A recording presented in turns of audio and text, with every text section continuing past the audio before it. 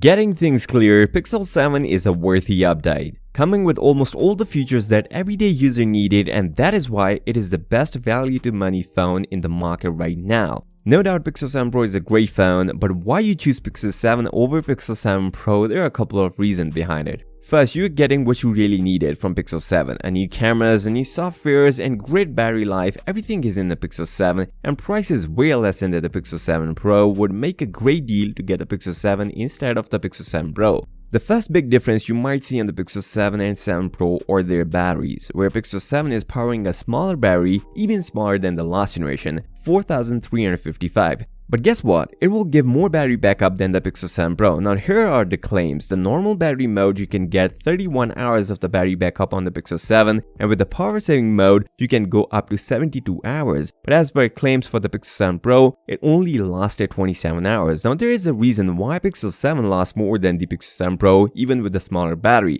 the new displays on the both devices. Pixel 7 comes with the 6.3 inches Full HD plus 90Hz display, whereas the Pixel 7 Pro comes with the 6.7 inches 120Hz Quad HD LTPO display. Although the Pixel 7 Pro display can go from 10Hz to 120Hz, still it is not power efficient than the Pixel 7 less resolution Full HD plus 90Hz display. Also, there is not much of a big difference between 90Hz and 120Hz in a day-to-day usage. And also the brightness level is slightly different, which you can barely notice: 1400 nits on the Pixel 7 and 1500 nits peak brightness on the Pixel 7 Pro. And if you like the flat display, Pixel 7 is the only option you can have. The camera is where things getting a little difficult for the Pixel 7, but it doesn't mean it cannot go up with the Pixel 7 Pro, because both phones shares the same 50 megapixel main shooter, and with almost every software support that the Pixel 7 has, get the job done. Although on the Pixel 7 Pro you can get a new ultra-wide camera with autofocus, which will help you to get a macro shots, and also a telephoto sensor which can go up to 30x.